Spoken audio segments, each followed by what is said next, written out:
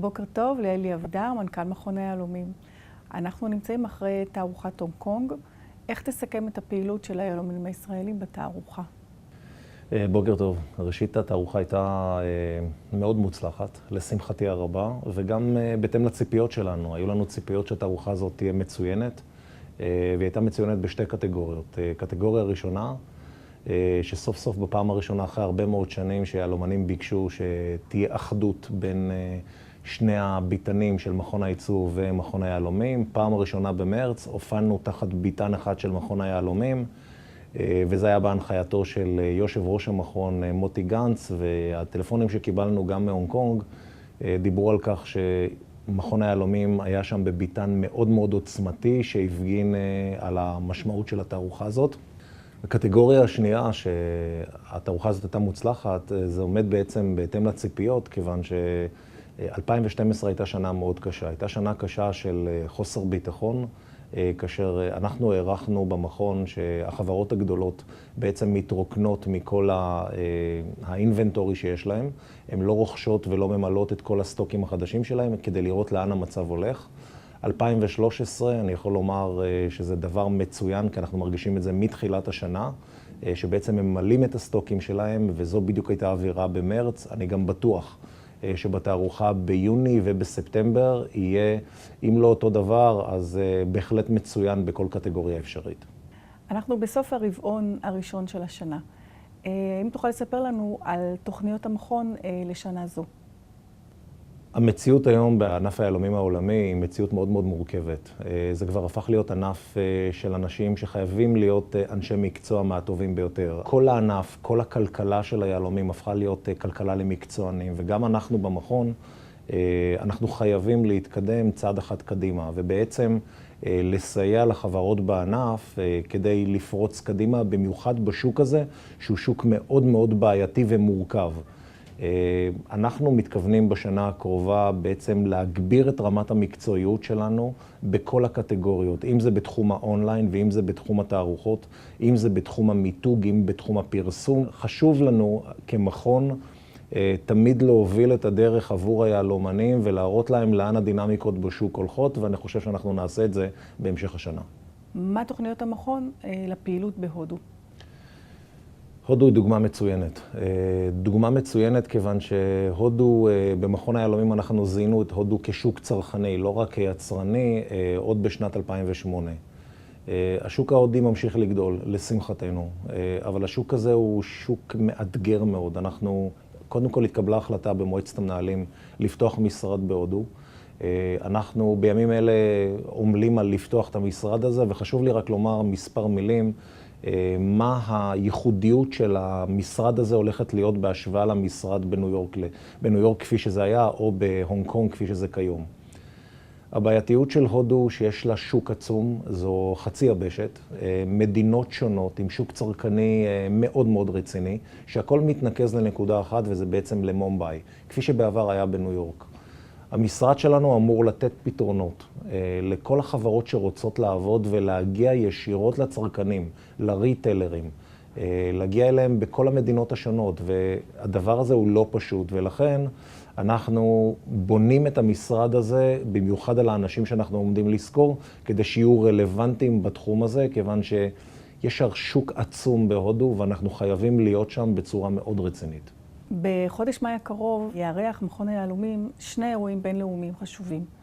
מה תוכל לספר לנו על כך? מאוד שמח לומר שבעצם אנחנו מארחים גם את כנס ה-WDC וגם את כנס סיבג'ו. בין שני הכנסים האלה, ראשית, השנה מסיים נשיא WDC, החליט על סיום כהונתו, זה החליט לפרוש אחרי הרבה מאוד שנים, אני חושב ש13 שנים. מדובר על אלי אייזקוב, שהוא איש בעל זכויות גדולות, ואנחנו שמחים שאנחנו מארחים את הכנס הזה כדי שאנחנו נוכל לומר תודה רבה לאדם שעשה הרבה למען התעשייה הזאת. אבל חשוב לנו גם בנקודת הזמן הזאת של ה-WDC, כיוון שהארגון הזה סייע לענף היהלומים העולמי להתמודד עם האתגרים, והגענו לנקודת מצב שהיא די מורכבת, שבה נושא היהלומים הופך להיות מנוף של טיפול בבעיות של סוגיות אחרות. ואני חושב שזה חשוב שזה מתקיים בישראל, אני חושב שזה חשוב שישראל כאן משחקת תפקיד משמעותי, ואני שמח ש-WDC יקיימו את הכנס שלהם כאן. לגבי סיבג'ו, מועצת התכשיטים העולמית, זה משמח בהחלט, כיוון שזו הפעם הראשונה שהארגון הזה מקיים את הכנס השנתי שלו כאן בישראל. וזה משתלב בצורה מצוינת עם התפיסה שלנו במכון היהלומים, לקדם את כל סוגיית התכשיטים ותכשיטי היהלומים. אז מעבר לכך שאנחנו מנסים לפתוח סקציות חדשות בתוך סיבג'ו, שיובילו אותם יהלומנים ישראלים בתחומים שונים, אני חושב שגם הכנס הזה השנה אנחנו ניתן במה גם לתעשיינים וגם למעצבי תכשיטי יהלומים, ובעצם לתת להם את אותה דחיפה שהם זקוקים לה. בשיחות שאנחנו מקיימים עם הבתי ספר לתכשיטנות ולפקולטות השונות, אם בשנקר ואם בבצלאל, אנחנו שומעים מהם הרבה מאוד התלהבות, כיוון שהם מכירים את סיבג'ו, מעולם סיבג'ו לא היה כאן, והם רוצים להשתמש גם בסיבג'ו כדי למנף את התחום שלהם באוניברסיטאות. מה לדעתך צריך המכון לעשות בתגובה לשינויים המתרחשים בענף היהלומים העולמי? אמרתי בהתחלה שאנחנו חייבים להיות יותר מקצועיים, ואני אסביר למה אני מתכוון. אני חושב שבשנים האחרונות אנחנו רואים שמתרחשות תופעות בכלכלה העולמית, ואנחנו בעצם מחכים לתגובת ההמשך. אין שום סיבה שאנחנו לא נהיה בהתאמה ישירה לתופעות האלה, ואני אסביר למה אני מתכוון. כאשר כל האינדיקטורים הכלכליים בסוף 2011 הראו שסין הולכת לקראת מיתון קל, לא הייתה שום סיבה שאנחנו לא נבין שהולכת להיות ירידה משמעותית במחירת היהלומים הגדולים לסין.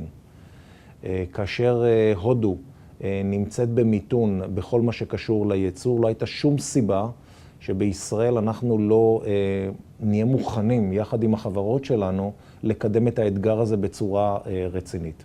ולראיה אפילו התערוכה האחרונה במרץ. סין נמצאת במיתון, זה לא אומר שמפסיקים למכור יהלומים, אבל זה כן אומר שבשיחות שאנחנו ערכנו שם, שהיהלומים הקטנים יותר והבינוניים הם אלה שהלכו בצורה טובה ביותר בתערוכה. וזה מראה בעצם שזו כלכלה שהיא כלכלה שנמצאת במיתון קל, שקונים שם את היהלומים שהם חייבים לקנות, ובעצם היהלומים הגדולים סבלו קצת, אני חושב, בתערוכה הזאת. אנחנו כמכון היהלומים, מעבר לזה שאנחנו נותנים פתרון לכל סוגיית המיתוג, התערוכות, המחקר והפיתוח, הכנסים, אנחנו חייבים להוות את אותו ראש כלכלי שמלווה את היהלומנים בדרך הזאת ואומר להם, רבותיי, אירופה, הכלכלה שלה צמחה ב3%, לגבי יהלומים האופציות הן א', ב', ג', ד'. ולשלב הזה אנחנו רוצים להגיע בשנת 2013. תודה רבה לך, אלי אבידר, על זמנך. תודה רבה.